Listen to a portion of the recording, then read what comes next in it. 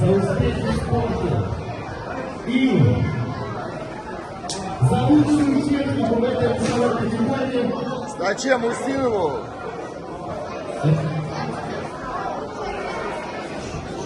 За лучшую технику в этой весовой категории получает журавая грамота.